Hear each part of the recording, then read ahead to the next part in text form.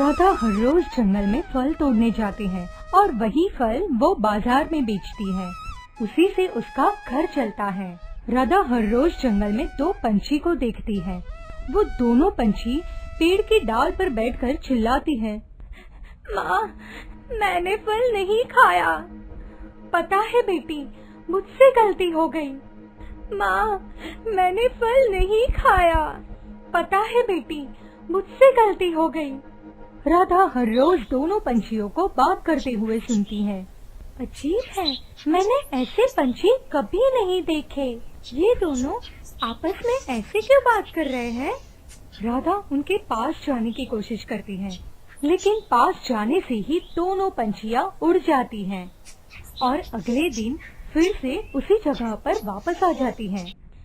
एक दिन राधा बाजार में फल बेचकर घर लौटी। उसकी बूढ़ी बीमार माँ जानकी बिस्तर पर सोई हुई थी। तो आ गई बेटी, खाना लाई है ना? बहुत भूख लगी है। हाँ माँ, लाई हूँ। लेकिन माँ, मेरा एक सवाल है। मैं हर रोज जंगल जाती हूँ और दो चिड़ियों को देखती हूँ। वो आपस में बातें करते हैं। अच्छा, तू मीना और टीना की बात कर रही है ना? मीना और टीना? आप जानती हो उन दोनों को? कौन नहीं जानता, वो दोनों माँ बेटी हैं।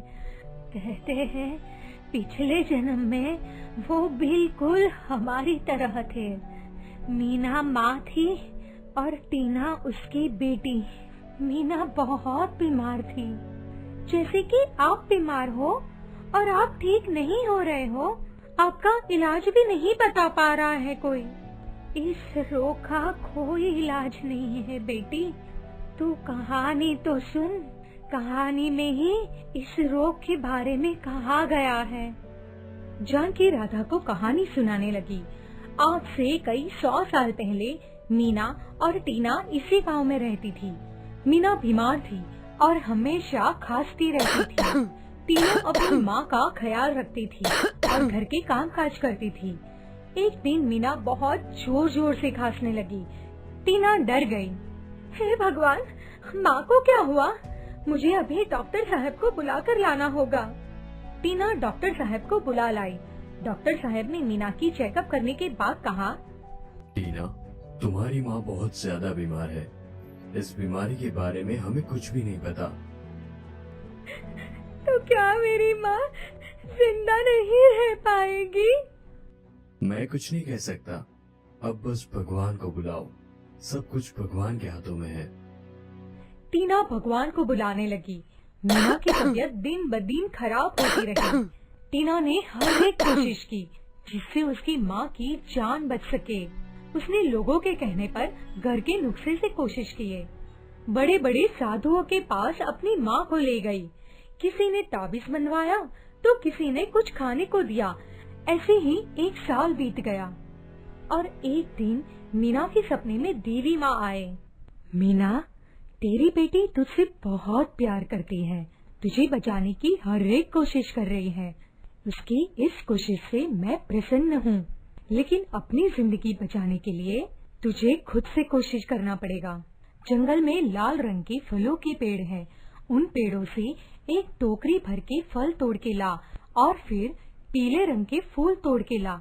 उससे मेरी पूजा कर, मैं तुझे ठीक कर दूंगी। मीना की नींद खुल गई। बेटी, मुझे देवी माँ ने दर्शन दिया है। वो मुझे ठीक कर देंगे। सच माँ? आखिरकार देवी माँ खुश हुए। उसके लिए मुझे क्या करना पड़ेगा माँ? तुझे नहीं, जो करना है मुझे करना पड़ेगा। तू यहीं रुक, मैं आती हूँ। खुशी के मारे मीना सब कुछ भूल गई और दौड़ के जंगल में चली गई। जंगल से टोकरी भर के लाल रंग के फल तोड़ लाई। ये ले बेटी, इसे पकड़। इससे देवी माँ की पूजा करनी होगी। ठीक है माँ, लेकिन पूजा के लिए तो फूल की भी जरूरत पड़ती है ना? हे भगवान, देखा, मैं भूल ही गई। पीले रंग के फूल लाने के लिए भी कहा था देवी माँ ने। तू यहीं रुक, मैं अब भी पीले रंग के फूल तोड़ कर लाती हूँ। कहीं जाना मत। ठीक है माँ। मीना फूल लाने के लिए जंगल में गई, लेकिन उसे पीले रंग के फूल नहीं मिले। वो जंगल की चप्पा चप्पा छान मारने लगी। सुबह से दोपहर और दोपहर से शाम हो गई। उधर टीना माँ के कहने पर लाल रंग के फलों की टोकरी पकड़कर एक ही जगह पर बैठी रही। शाम होते ही मीना पीले रंग के फूल लेकर घर लौटी, लेकिन उसने देखा फलों की टोकरी में फल आधे हो गए हैं। ये क्या? मैं तो एक टोकरी भरकर फल लाई थी, तो फिर ये आधे कैसे हो गए? मुझे नहीं पता माँ, मैंने तो कुछ भी नहीं किया। मीना गुस्सा हो गई। ये मेरे जिंदा रहने का आखिरी मौका है और तूने फल खा ली। दीदी माँ गुस्सा हो जाएंगे। नहीं माँ, मैंने फल नहीं खाया। नहीं खाया? तो फिर ये कम कैसे हो गया? झूठी मनहूस, ये ले। मीना गुस्से में टीना को मारने लगी। टीना जोर जोर से चिल्लाते हुए कहने लगी, मैंने फल नहीं खाया माँ, मैंने फल नहीं खाया। लेकिन मीना गुस्से से अपना आपा खो चुकी थी। उसने मार मार के अपनी ही बच्ची को मार डाला। तभी वहाँ स्वयं दीदी माँ प्रकट हुए। मीना, ये तूने क्या किया? तेरी बेटी ने फल नहीं खाया था। सुबह से शाम तक वो यही टोकरी पकड़ के बैठी थी, लेकिन फल सड़ गए थे, इसलिए वो कम हो गए थे। क्या फल सड़ गए थे? हे देवी माँ, ये मैंने क्या किया? मैंने पाप किया है देवी माँ। हाँ, तूने पाप किया है, इसलिए तुझे सजा मिलेगी। तुझे भी मरना होगा। ये बोलकर देवी माँ ने मीना को सजा दिया। मीना की भी मृत्यु हो गई, लेकिन माँ बेटी की आत्मा को मुक्ति नहीं मिली। उन दोनों का पुनर्जन्म हुआ। इस जन्म में वो दोनों पंछी बन गए और इसी जंगल में आ गए। इसलिए टीना अभी तक कहती रहती है, मैंने फल नहीं खाया। और मीना अपनी गलती पर शर्मिंदा है, इसलिए वो कहती है, पता है बेटी, मुझसे गलती हो गई। जानकी राधा को ये कहानी सुना रही थी। राधा सब कुछ ध्यान से सुन रही थी। अब उसने कहा, माँ, तो क्या उन दोनों को कभी मुक्ति नहीं मिलेगी? मिलेगी बेटी, लेकिन उसके लिए उन दोनों को वो लाल फल खिलाना होगा।